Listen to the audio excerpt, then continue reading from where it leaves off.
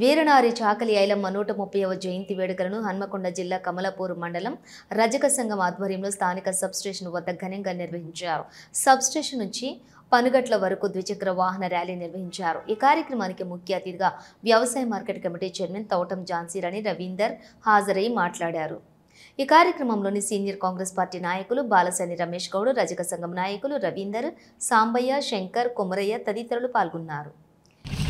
కమలాపూర్ మండల కేంద్రంలో చాకలి ఐలమ్మ గారి జయంతిని పురస్కరించుకొని భారీ ర్యాలీ తీయడం జరిగింది. ఆమెకు నివాళులు అర్పించడం జరిగింది. చాకలి ఐలమ్మ గారు భూమి కోసం, భుక్తి కోసం, తెలంగాణ రైతాంగ పోరాటం కోసం పోరాడిన వీర వనిత చాకలి ఐలమ్మ గారు. చాకలి ఐలమ్మ గారి స్ఫూర్తితో ప్రతి ఒక్క మహిళ ముందుకు సాగాలని, చాకలి ఐలమ్మ గారిని స్ఫూర్తిగా తీసుకొని ప్రతి ఒక్క మహిళ ఎక్కడ అన్యాయం జరిగితే అక్కడ పోరాడాలని కోరుకుంటున్నాను.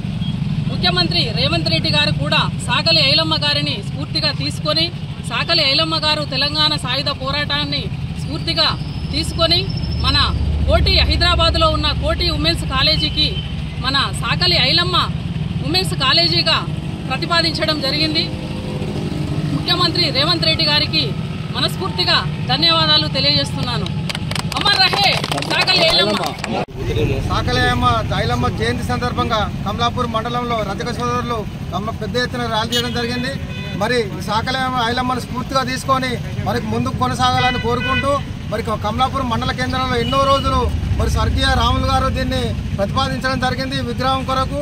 ఆ విగ్రహం కొరకు మా వంతు సహకారంగా మరి ప్రభుత్వపరంగా కానీ వ్యక్తిగతంగా ఏదైనా సహాయం చేస్తామని హామీ ఇస్తూ మరి ఇట్లాంటి కార్యక్రమాలు కొనసాగించాలని కోరుకుంటూ, చాకలి ఐలమ్మ ఒక జీవిత చరిత్ర చూసినట్టయితే ఆమె రాయపర్తి మండలం కృష్ణాపురంలో జన్మించింది.